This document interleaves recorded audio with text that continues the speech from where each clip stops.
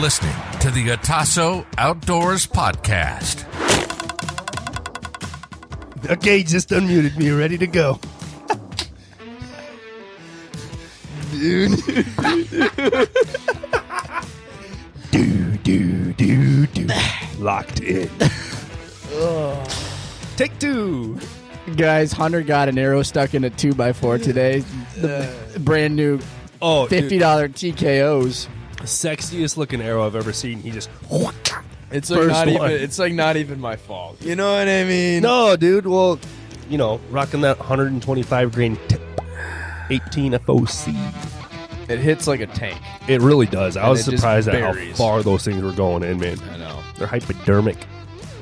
Great arrows. What is up, guys? Welcome to the Otasso Outdoors Podcast. I'm Caleb. I'm your host. And I'm joined by Reed Robinson. Howdy. And Hunter Grishke. Hey-o. If you're tuning in for the first time, we have 3 parts to this show. Segment number 1 is What You Got Buddy. It's where we all bring pre-prepared articles and headlines, and we talk about them at length. Segment number 2 is our Spotlight series where we search our network in the outdoors industry and we bring on people that are interesting. We interview them and figure out what makes them splashing in the outdoors world, and we bring you guys along for the ride. Segment number 3 is our head-to-head game show series, where we have a quiz master, ask a bunch of questions to each other, answer them, see who knows more, and crown a winner at the end. You guys clicked on it. You know what it is tonight. We're a little juiced up right now in more than one way. Not the steroid TRT way, but Hunter's clearly on gear. Clearly. Yeah.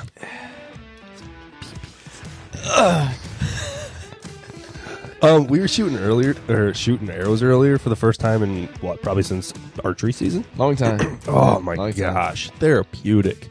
Feels good. It felt so good. We were slinging arrows at 40 and 60 yards at the little 3x3 inch dice, tacking them to the board. Oh, Feels good. just wait till we're ripping them at 90 at a goat in the backyard. Oh, that's right. We got a goat now? Oh, yeah.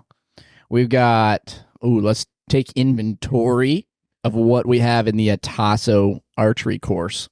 We have a porcupine. We have a woodchuck. We have a raccoon. We have a rat. We have a frog.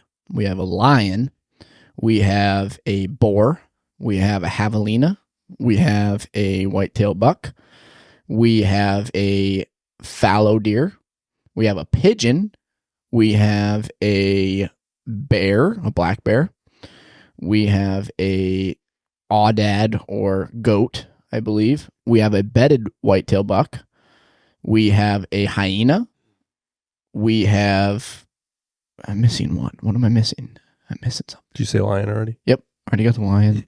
We got like 17 or 18 targets we're up to here at Otasso HQ, which hopefully, if the weather holds out, we will be mapping out the course. I think we went from 9 to 17 or 18. Yeah, like real fast. Yeah. Yeah, we found we found an archery group south of here who was selling all their old Delta McKinseys. So we went and snagged a bunch of them. I forget what other ones there were.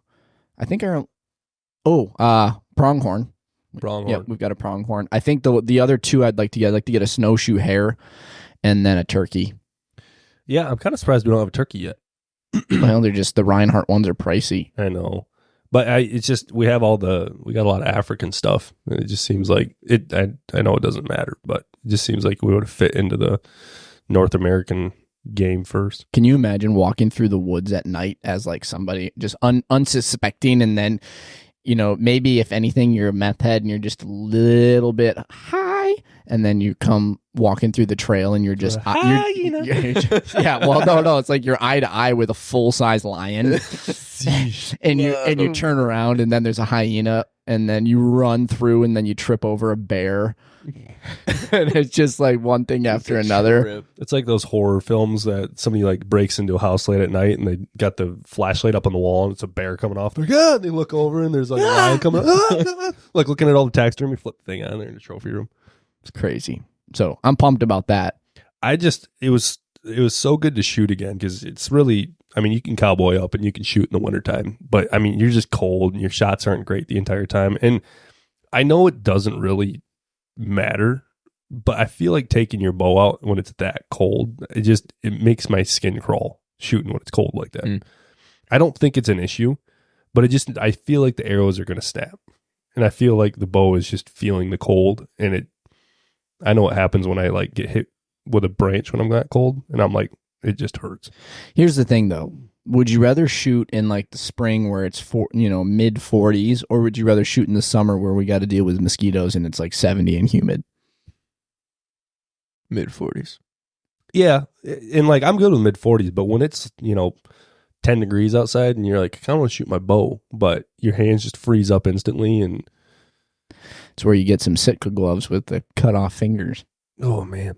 But shooting for the first day in a long time, it just felt so good, to start like getting that muscle memory back into play, getting it all tuned back in. And then when you actually start hitting, like it's oddly satisfying. It's always good to like, get on target when you're shooting with a bow, but when you pull out for the first time, like after the season, to go shoot again, and like you have a good set right off the bat, it is phenomenal. Like it's the best feeling. Like, I still got it. Okay, we're good. Yeah, I know. Because like you start off on a good foot, and then all you do after that is just tighten up your groups. Right. Yeah. I'm excited. We're hopefully this summer going to get some really cool guests out here. We do. They come and we'll shoot the archery course, have a meal together, and do an episode. So if you've got an interesting story and you're just in general a cool person with a cool business or a cool story, reach out to us and we will hopefully potentially set something up for you. With that being said, you clicked on it, so you know what it is. This evening we have What You Got, Buddy? Nose goes. I'll do it. That's Hunter. I don't mind going first. Hunter, what you got, buddy? I can be elected first every time if we want. The all-time first. All right, here we go, boys. No, feral hogs are not taking over Michigan. Please proceed. Will do. West Michigan can breathe easy. No, feral hogs are not knocking down your doorstep to chew up your gardens or overtake your farms. A report released last year discussed how the feral hog population is spreading across the United States, stirring up headlines in Michigan that the invasive pest will be the state's next big problem. Feral swine can certainly be a destructive pest. To quote a 2015 ruling, the Michigan Court of Appeals, they escape, breed vigorously, spread disease, eat crops, defecate in lakes, and genuinely cause ecological mayhem. Do they actively seek out lakes to defecate in? Like, man, I really gotta go, but there's no body of water around. They beeline for the lakes. Oh my gosh. Oh gosh. We don't have to worry though, because there's no breeding population. No, they all have CWD anyway. Tony Duffany, the Michigan State Director for the USDA's APHIS Wildlife Services, is urging people to take a breath before fortifying the fence around the gardens. He says the population tomatoes are safe. They're safe, man. They're safe. They're not going to get eaten. The population size and where they are found is misrepresented in the data. In all, the USDA has confirmed 32 total sightings of feral swine in Michigan since 2016, and only 11 in the last 4 years. 32 can turn into 300 real fast. quick. Well, yeah, but they just said in the last 8 years there's only been 11 sightings, but yeah, 11 sightings the past 8 years. How many of those are people's actual pigs that rolled in the mud and look like they're feral? That's a great question. Here's actually something really interesting. It takes, I can't remember how many generations to domesticate a pig, but you can release a pig into the wild and it will go feral in 3 months. Jeez. Yeah, so it's actually like a big deal. So like swine husbandry, if you're going to have a pig farm, you have to have that thing on lockdown for 2 reasons. One, disease, like any diseases, like you have to wash in, wash out, like change your boots, change your clothes, change your everything when you go into a hog barn. And then same thing when you come back out and go into the next one, because like disease can spread like crazy through hog barns. 2, if they get out and like cut loose, dude, they will go feral fast. Same thing with cows. Like if a cow gets out and it kind of gets that nutty look in its eye, like you just don't go catch it. Mad cow disease. Not that. They just like, they go wild quick. Like once they feel like they're in danger, they hit that like that herd mentality where they just, and Well, so going off of that, it says that USDA does not differentiate between feral swine and escaped domestic pigs. they don't. No. Okay. So they're all Says- escaped domestic pigs, except for the ones that were from Uncle Ted's place. Right. Because he did have hogs on his property, correct? I think he still does. Yeah. Man, that'd be a tough thing to keep fenced in because they Oh, root yeah. like crazy. Yeah. Deer don't dig holes. Hogs do. Right. Interesting. But we don't need to worry. They're not coming. They're not coming. I do wonder though if there was a perfect storm all at one time, enough domesticated pigs got out to where you couldn't catch them in like larger areas. Like if, say, for instance, a couple farms nearby, like Huron Manistee National Forest, got loose. I sense some shenanigans at foot. I'm about to justify that season, Justify a hog season? but like if they got loose and you couldn't find them, you said 3 months. I think it's 3 months. Male and a female, they breed multiple times a year and they have multiple litters. Yeah. They'll have like, I think 13 to 16 in a litter. Yeah. Holy cow. It's a lot. So that could, like I said, that could go from 30 to 300 in the snap of a finger within 12-month calendar, which is crazy to think about. And that could be just from domesticated hogs. Yeah. It's a lot of pigs. Because like if 2 domesticated hogs got out, say for instance, and they bred, and then they had a litter of piglets, those piglets would not be domesticated, right? No, They'd be feral full-on from the feral. get-go. Yeah, 100%. And I don't know how long it takes them to like convert back in their like color patterns and whatnot. Because you think about like little baby piglets and they're cute. They got the little stripes on them and spots. I don't know how long it takes for like a white pig to turn back into that. And like black or brown. Yeah. Well, okay. Fun fact: everybody looks at a pig and it's pink. They're actually white. Everybody says it's pink. It's not. Go ask anybody that has. I'm glad we don't have that problem because Daniel, who's the other Ataso member, he's down in Florida, and I'm sure Alex sees it too. Just the amount of pigs that there are everywhere is ridiculous. Yeah. I don't want pigs. Like, I think that would really suck because I know what kind of damage they do to crops. I know what kind of damage they do to properties. And like, I think they would absolutely destroy a white-tailed deer property. We have enough problems with the white-tailed deer destroying the white-tailed deer property. Correct. What I do kind of envy about the southern boys is, they'll be doing like a big party. They'll have like a cookout and they'll be like, well, let's go get a hog. Yeah. And it's just whenever they want, or like they'll go out hunting and it's like, open season. It might be a bust night for deer, but they still know they can lace up a hog and like, effectively walk away without any like. Yeah, and roast it. I don't know how many people have done a pig roast. We did it once for like a family reunion. Man alive, was that fun to just walk over to these big pig cookers and it's all there. And I feel like if you got that many pigs that readily accessible, I mean, you could do a bunch of trial and error stuff with them. Like, so like you could shoot one just as easy and throw it in the ground and learn how to cook it really good. Boil them, mash them, put them in the stew. Yeah, exactly. But yeah, that is one thing that I slightly envy about the guys that do have hog issues. Once again, would never wish it. And like if I could snap my fingers and have hogs in Michigan, absolutely not. No, they'd cause too much damage. Mm-hmm. Yeah. But like, you got guys that have whole industries around like heli hog hunting. And I'm like, man, if we had hogs in Michigan, I would buy a helicopter. The amount of maintenance though they have to do to maintain the population is ridiculous. Not to mention the maintenance on a helicopter. This is true. That's an expensive. You got to grease up the miniguns and the prop. Have you seen the guys that use miniguns to hog hunt? Mm-hmm. Oh my gosh! They go out with Humvees and just, No, the little Taliban machines, little Toyotas with the spinners in the back. They don't go grrr, they go brrr. Yeah, That's dude. what they sound like. Brrr. Can you imagine like a A10 warthog hunting hogs?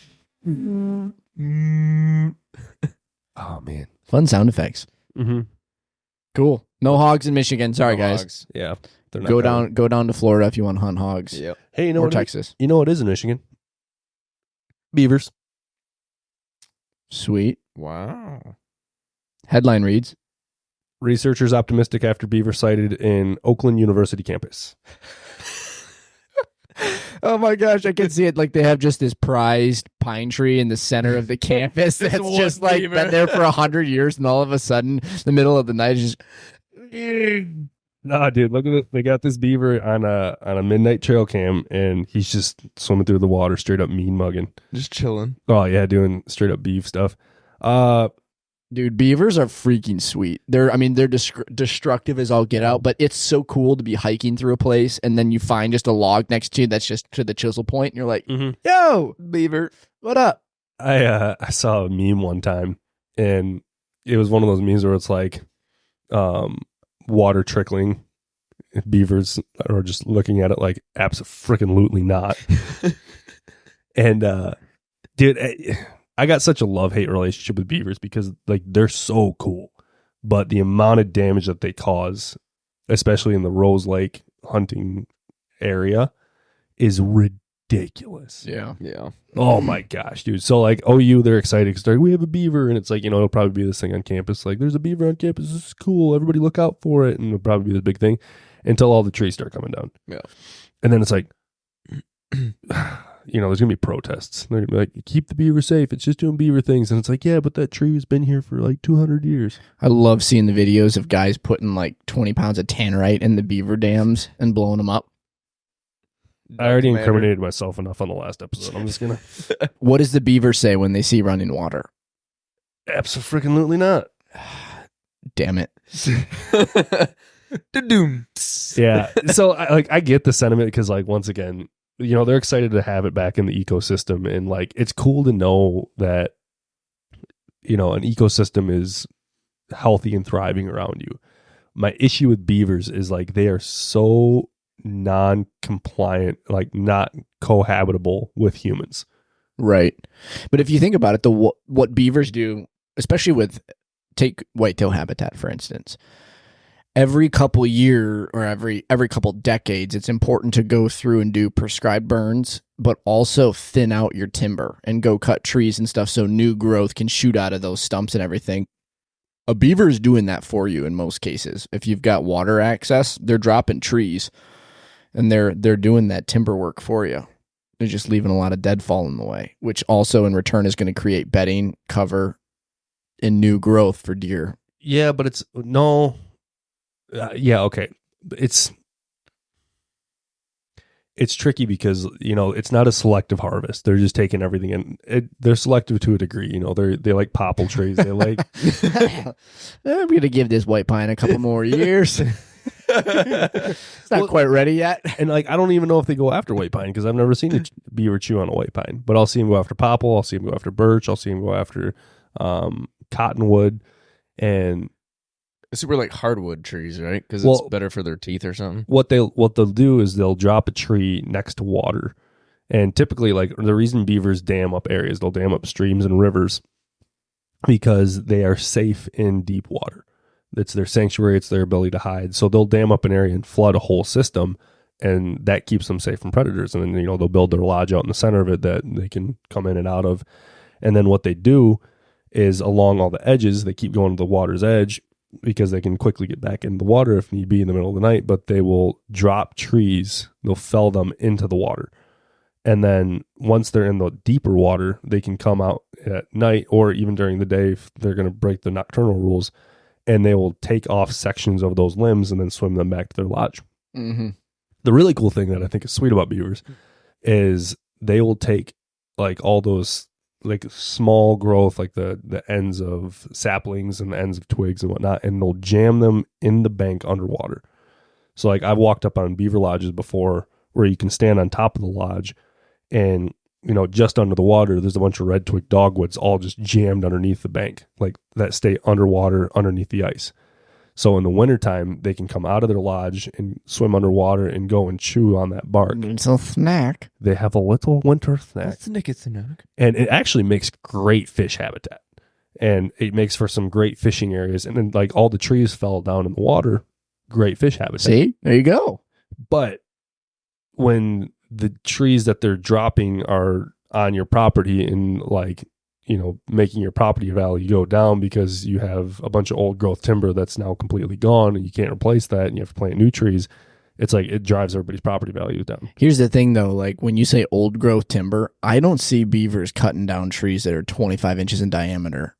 Really? Oh, dude. 24, 25 inches, no problem. That's nuts because most of the ones I ever see are like 10, maybe 10 inches in diameter. And normally... right. And normally they will go after that kind of stuff because that is the more lush and prime, like new growth bark. There's a lot of like softer bark and they don't have to go as far up the tree to get it. But when all the little saplings are gone and all that's been brought into the water, the next thing you can go on to is the bigger trees. And so I've seen them go after like what? Oh my gosh, we're just thinking of a big tree. I'd love to have some kind of camera set up for a time lapse of cutting down a 32-inch diameter tree. You know those videos of like those Indian guys in the woods where they're like building those huts and stuff, and it's like 2 a.m. just with a beaver. Yeah. Oh man. But no, I've seen them go after some trees. Like I can send you pictures of trees that are 24 inches in diameter. That's wild. Cottonwoods. I mean, just 200-foot tall cottonwoods. I wonder if you could domesticate beavers for Christmas tree farms with like chicken wire fences and everything, and then you have them go and just fell all the trees for you. Just one at a time. But yeah, I only take my Christmas trees beaver cut. I mean, people have them as pets. I've seen people pet beavers. Pet beavers. Is that legal? No. Yeah. Can you imagine the amount of wood on today's episode of Reed Justifies? I do not justify pet beavers, but pet skunks I have looked into very heavily. You do need a permit in the state of Michigan. They do not have homing capabilities to where you can let them outside and they will come back. So that is a no-go for me. Very highly specialized diet that I was not ready to take on as a bachelor.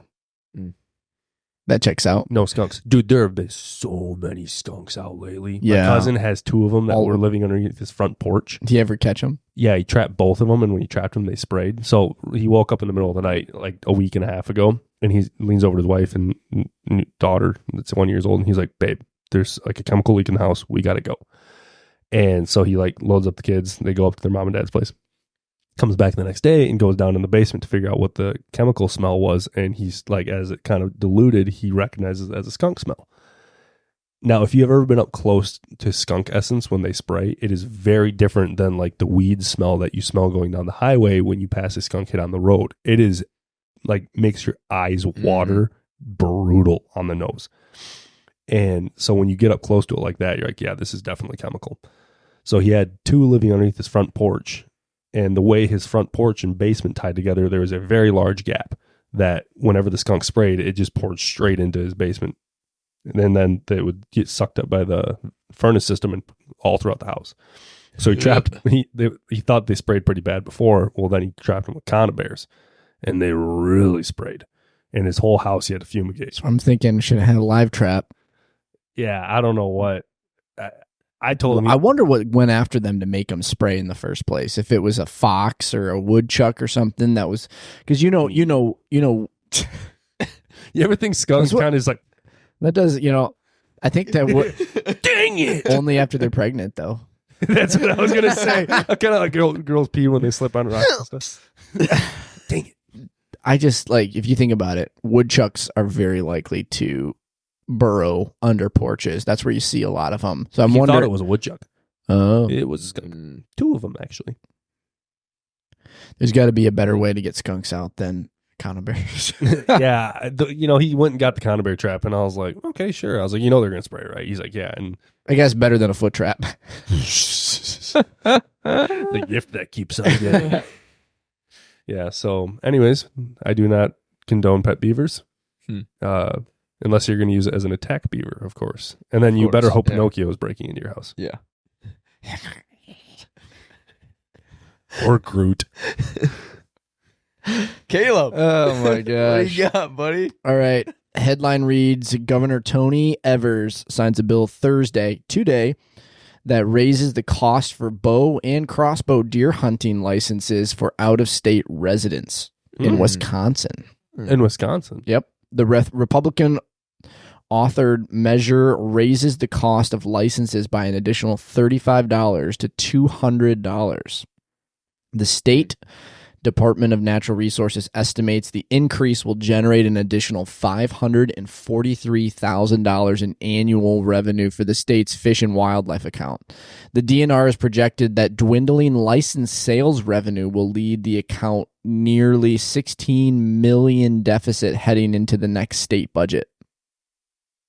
Wow. Let me read that again. The DNR has projected that the dwindling license sales revenue will leave the account with a nearly $16 million deficit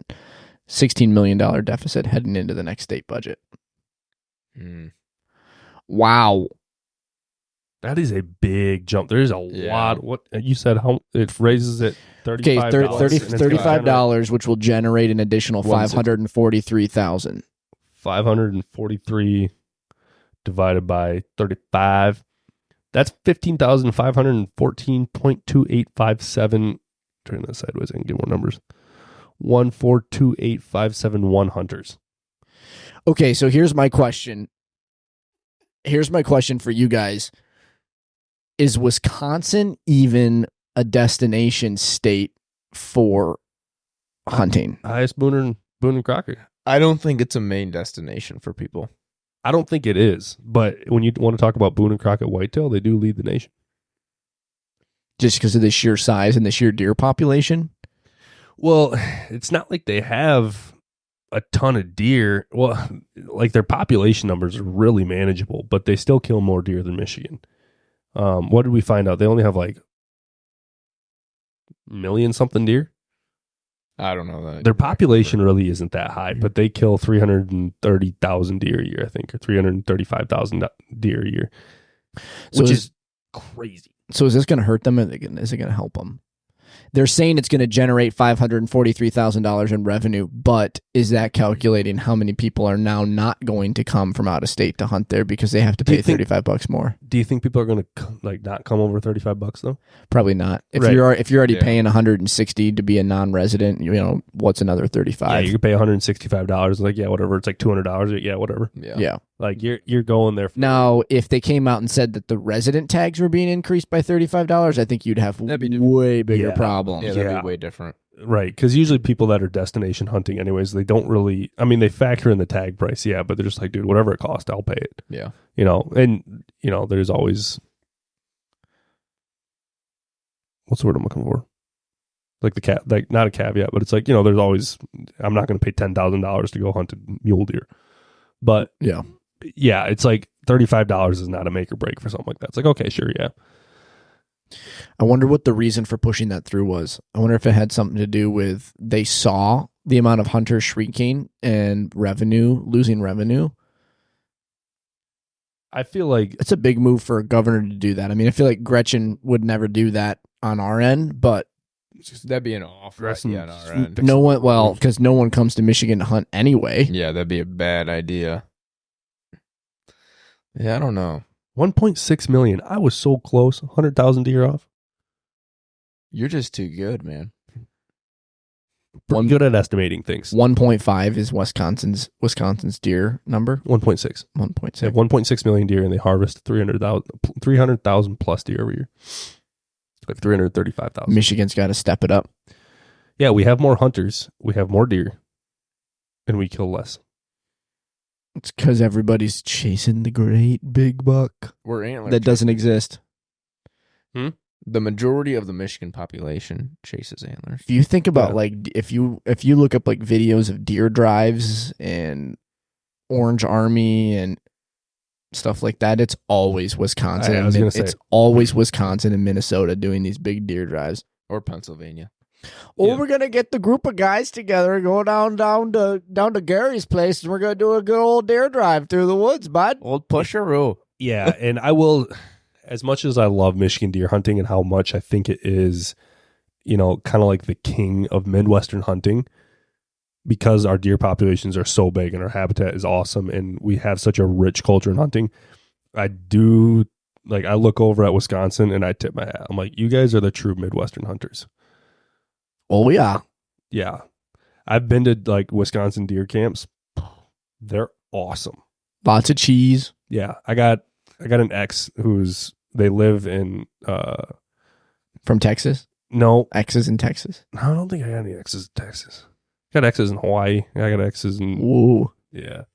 Can he get us into Ohio. hunt axis deer? No. Did you say he? You son of a... Took a minute to get him. We got him, folks. I do not like this anymore. But anyways, they live in Michigan and they have deer camp in Wisconsin. Spread Eagle, Wisconsin. Such a great name for a city. Oh my gosh, I love it. And their deer camp is just, it's so cool. But it's like through and through. Like you think of deer camp and it's like the old gas lantern lights all throughout the whole house. And it's like a hunting lodge that is just these big old cedar timbers that they like flat cut. And they got all their taxidermy that they do like up in their lodge. It's awesome. I love it. But they're going to be paying an extra $35 this year. Only if they're coming from out of state. They are. They live in Michigan. Oh, yeah. Yeah, they live in Michigan. Deer camp is 45 minutes away. Deer camp's done. $35 is to make it or break it. Yeah, Can't right, buy yeah. the lamp oil. Spread Eagle. Well, that was a good one. Guys, thanks so much for tuning in today. We appreciate you. As always, we grow organically. So if you learned something, got a laugh, chuckle, make sure to share the show with somebody that you know. Also, drop us a follow on Spotify and or YouTube, where these are fully. It kind of helps boost our algorithms and everything. If you have something to say or you like it, drop a comment. That also helps us out a little bit here. Atasso.outfitters is our Instagram. That's where our link tree is at. That will get you to all the spots, especially our website where the merchandise is at. That helps keep this bandwagon on the tracks. That's all we got for tonight. We will catch you guys on the next episode. Have a great night.